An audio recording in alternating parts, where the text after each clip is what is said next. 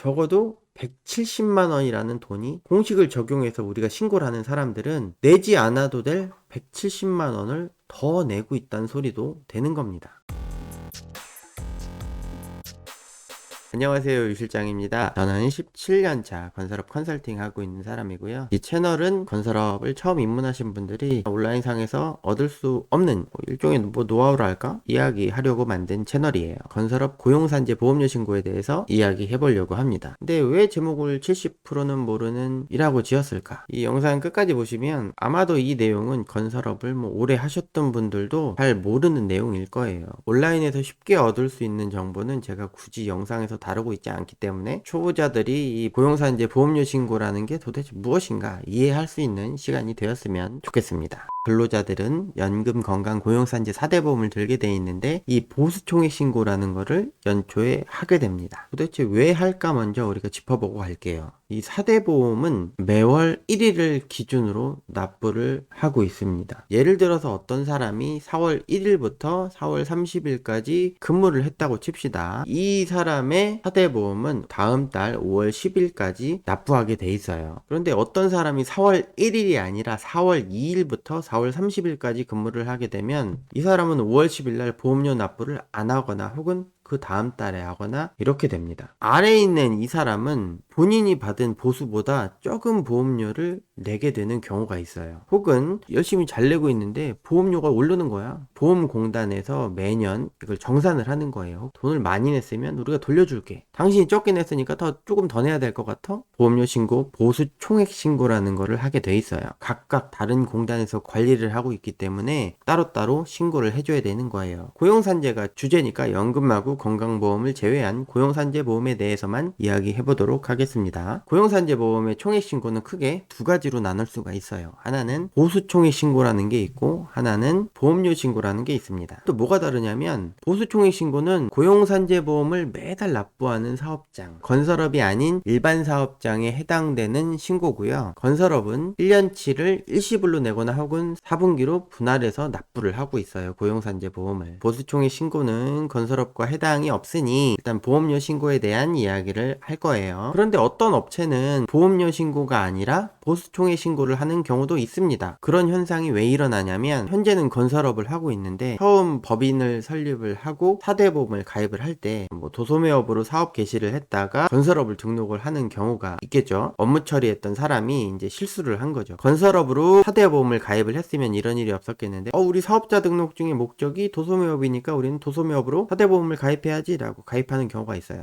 잘못 일 처리하는 경우가 있고 도소매업을 한다던가 제조업을 하다가 우리가 건설업이 필요해서 건설업을 나중에 추가한 업체들, 이런 경우에는 이 보험료 신고로 바꾸지 않고 그냥 방치하게 되면 보수총액 신고를 하게 될 수밖에 없어요. 보수총액 신고로 건설업을 하고 있는 업체들 같은 경우는 신고 방식을 변경해 주시면 좋겠는데 이게 조금 번거로운 작업이 있습니다. 건설업체는 본사분도 보험료 신고를 하고 현장분도 보험료 신고를 하는 게 일반적인데 본사는 보수총액 신고를 하고 현장은 보험료 신고를 하는 이런 케이스도 있지만 조금 번거로운 것 뿐이지 잘못됐다고 할 수는 없는 거예요. 건설업은 본사분이라는 게 있고 이 현장분이라는 게 있어요. 어려운 용어는 쓰지 않도록 하겠습니다. 1, 2, 3, 4, 5, 6, 7, 8, 9, 0이라는 사업자 번호 뒤에 0으로 끝나는 본사분이 있고요. 다시 6으로 끝나는 현장분이라는 고용산재보험이 따로 있습니다. 그래서 우리가 신고해야 되는 거는 본사분 고용보험하고 산재보험, 현장분 고용보험하고 산재보험 총 4가지의 보험에 대한 신고를 하게 되는 거예요. 지금 이게 무슨 차이가 있냐 하면은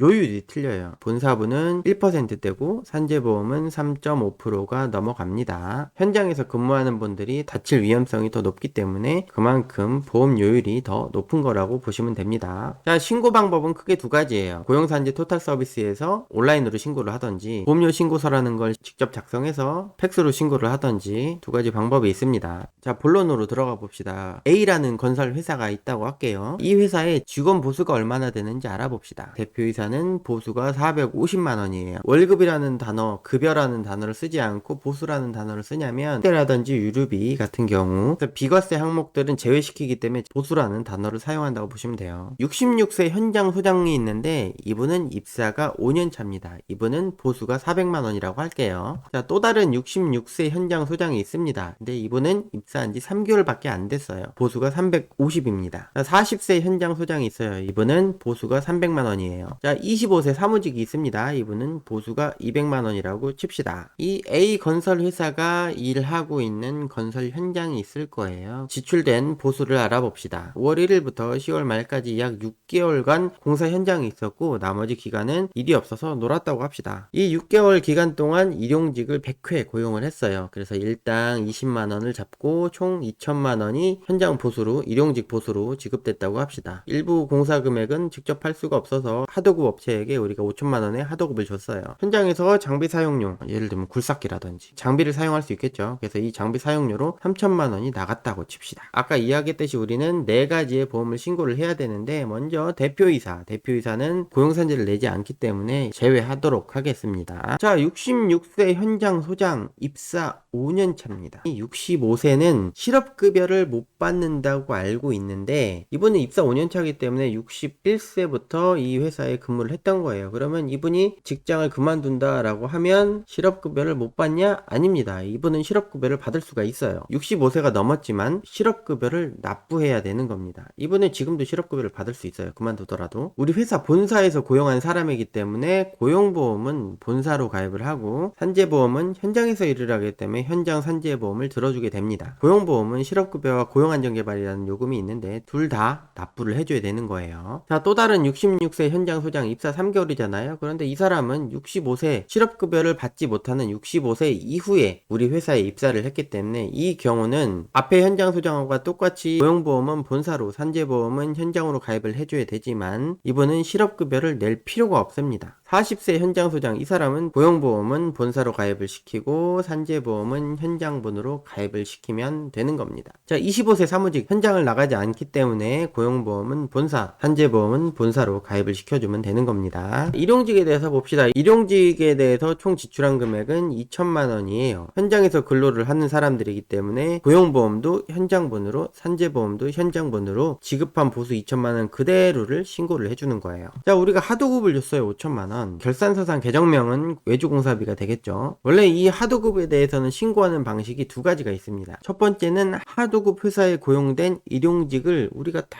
일일이 메모를 해서 그대로 신고하는 방법이 있고 그 방법이 문제가 뭐냐면 하도급 회사에서 일용직을 얼마 썼는지 우리한테 제대로 안 알려준단 말이야. 정보를 알 수가 없어. 현실적으로 알려주기도 힘들어. 그냥 하도급 준 공사의 30%가 인건비로 사용됐겠구나 정부에서 정한 요일이기 때문에 하도급 공사의 30%를 임의로 우리 현장에 사용된 근로자들이기 때문에 현장 고용보험과 현장 산재보험을 가입해야 되는 겁니다. 인건비만 정확하게 알면 30%라는 거를 적용할 필요가 없는데 정확하게 우리가 인건비가 얼마인지 모르니까 그냥 총 공사 금액의 30%를 계산한다. 이렇게 알고 계시면 될 것 같아요. 그 다음에 우리 굴삭기라든지 포크레인, 레미콘, 장비 사용료에 대한 이야기인데 예를 들어서 어떤 장비 사업자 하는 사람한테 야, 우리 굴삭기 좀 빌려줘. 우리 직원 중에 굴삭기 운전 잘하는 친구 있거든. 이런 식으로 해서 굴삭기만 빌렸다. 그런 경우는 사대보험을 아무것도 들어주지 않아도 돼요. 그런 케이스가 있나? 현실적으로 그렇게 빌려주지 않는단 말이에요. 장비와 함께 그 사람이 같이 와서 본인들이 같이 장비를 사용을 하고 총 계산서를 발행해서 수익을 받아가기 때문에 장비 사용료에 들어간 그 인건비를 우리 회사 현장에 고용보험하고 산재보험을 들어줘야 되는 게 맞는 건데 인건비가 얼마인지 정확하게 알 수가 없는 거예요. 하도급에서 적용하는 30%와 마찬가지로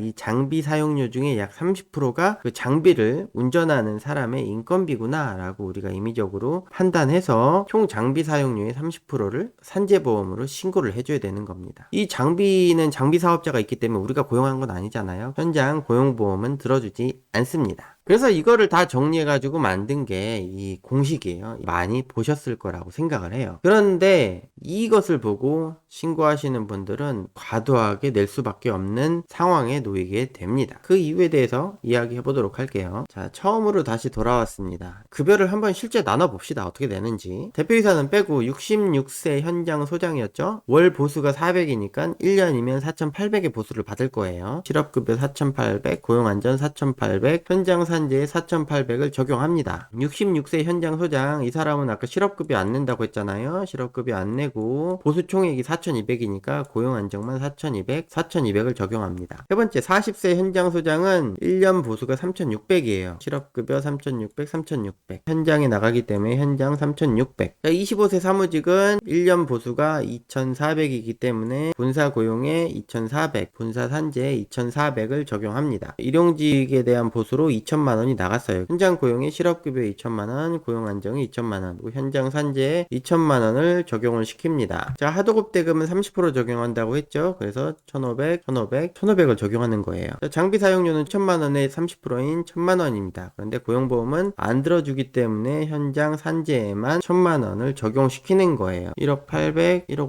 5천, 2,400, 3,500, 3,500, 1억 7,100만 원이 되는 겁니다. 이렇게 신고를 하게 돼요. 그런데 여기서 우리가 간과한 게 하나 있죠. 여기서 우리가 놓친 게 있어요. 건설회사 본사 소속이긴 하지만 현장에 출동하는 이 현장 소장 3명은 1년 12달을 다 현장에서 근무를 했나? 그게 아니잖아요. 현장에서 근무한 기간은 5월부터 10월까지 6개월밖에 되지 않습니다. 다시 정리해 봅시다. A 건설회사는 건설 사업을 하기 위해서 1, 2, 3, 4, 5, 6, 7, 8, 9, 0이라는 사업자 등록을 합니다. 보험공단에 사업자 관리번호라는 거를 신청을 해요. 1, 2, 3, 4, 5, 6, 7, 8, 9, 0-0으로 끝나는 본사 관리번호를 받습니다. 그런데 보험공단에서 그런 거야. 야, 이거 0번으로 끝나는 거는 사무직들 하는 거요. 그러니까 당신네들 위험한 현장에서 일할 거면 6번 관리번호로 하나 더 신청을 해. 그래서 이 A 건설 회사는 어떻게 보면 두 개의 사업을 영위하는 형태가 되어버리는 거예요. 사업장 일괄 적용이라고 표현하기도 하고요. 그래서 이 세 사람은 두 개의 관리번호를 적용받게 되는 겁니다. 자, 40세 현장 소장은 처음에 본사에서 근무를 했어요. 본사의 고용보험과 산재보험을 들어줘야 되는 게 맞습니다. 적어도 6개월간은 본사에서 근무를 하다가 A 회사가 진행하는 건설 현장에 파견 근무를 나간 거예요. 6개월 동안. 이 사람의 고용산재보험료는 어떻게 잡혔냐 하면 고용보험은 12개월 동안 본사에 있었다고 하고 산재보험은 12개월 동안 다 있었다고 하는 거예요. 그럼 뭐가 잘못됐지? 이 세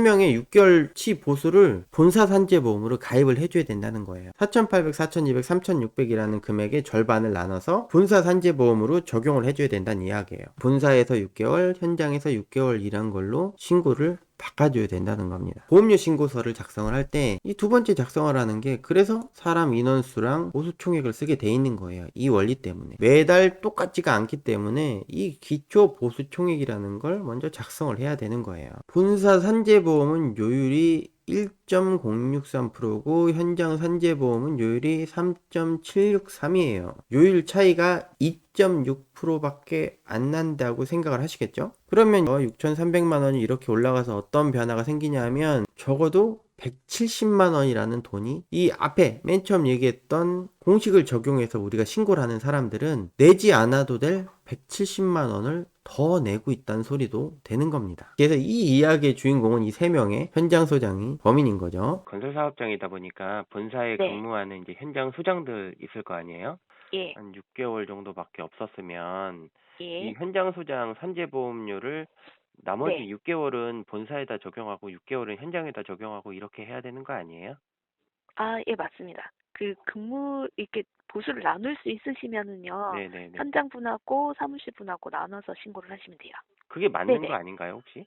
예, 그게 맞습니다. 예. 솔직히 그게 맞는데 이제 대부분의 현장 소장님들이 현장에 가 계시고 뭐 한 달에 이렇게 딱 나눠지기가 사실상은 쉽지 않으니까는. 네네네네. 근데 그런 뭐 어차피 내역들이 뭐 있으시면은 네. 그 추후에라도 만약에 증빙에 문제가 있을 수 있으니 그런 것들을 뭐 근무 장소라든지 이런 것들이 나뉘어져 있어서 보수를 지금 나눌 수 있다 하시면은 그렇게 근데 그 신고하시면 보수를 되는 거예요. 네. 나눈다는 게요. 저희가 예. 장부상 반영할 때 예를 들면 예. 현장에서 일했을 때 뭐 예. 400만 원이면 6개월이면 2,400만 원 현장으로 잡고 나머지 2,400만 원은 본사로 잡고 뭐 요렇게 저희가 자체적으로 해야 된다 이 얘기죠. 그렇죠. 예. 그러니까 그렇게만 하면 저희가 큰 문제는 어차피 예, 없는 거네요. 정산을 할 때도 그렇게 맞춰 보니까는요. 예. 아, 그렇죠. 만약에라도 그 현장 소장님이 사무실에서 근무하다가 다칠 수도 있잖아요. 그러면 사무실 어차피 그 산재 번호로 처리를 하는 거니까. 예, 그러니까요. 예. 똑같은 이치라고 보시면 되거든요. 아, 예. 알겠습니다. 네. 감사합니다.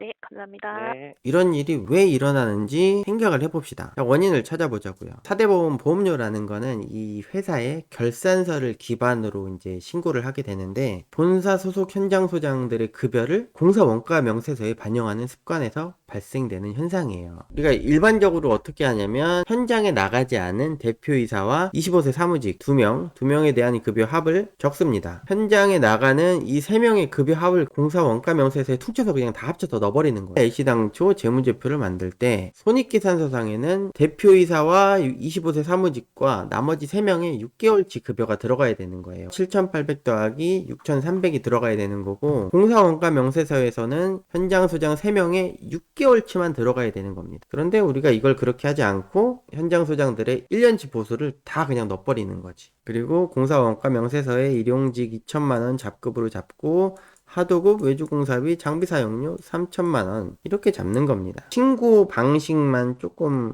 잘하면 170만원이라는 돈을 우리가 세이브할 수 있다. 그 고용보험공단에서 그 근거를 삼는 게 결산서거든. 근데 결산서는 누가 만들었어? 우리의 세무대리인이 만들었단 말이에요. 이 세무대리인들은 누가 준 자료를 가지고 이걸 만들었어? 우리 회사에서 보내준 자료를 가지고 결산서를 만든단 말이에요. 우리가 잘못 보낸 자료로 결산서가 만들어지고, 그 결산서를 가지고 고용산재보험을 신고를 하는 거야. 현실에 맞지 않게. 원래 내야 될 돈보다 더 많은 돈을 낼 수밖에 없다. 장부를 잘 만드는 게 중요한 거죠. 그래서 결산부터 다. 아마도 이 영상을 보시는 분들이 현장 바쁘고 뭐하고 바빠 죽겠는데 이거 언제 알고 있어. 근로자가 대표이사 빼고 4명밖에 없는 회사에서도 170만원이라는 금액이 차이가 나는데, 더 많은 근로자가 있는 회사들은 금액이 점점점 커지겠죠. 합법적인 돈 아끼는 방법이거든요. 이게 원래 정상적으로 신고를 하는 건데, 우리가 여태까지 모르고 있었던 것 뿐이에요. 공부하시는데 도움이 되셨으면 좋겠습니다. 이제 내용이 더 길어지다 보면 원도급에서 내야 되는 고용산재, 하도급에서 내야 되는 고용산재, 이런 부분은 또 내용이 방대하니까 그런 부분은 이제 또 다른 노무사분들이 올린 영상을 보시는 게 제 영상을 보시는 것보다는 더 도움이 많이 되실 거라고 생각을 하고, 오늘은 여기까지 시청해 주셔서 감사합니다. 끝!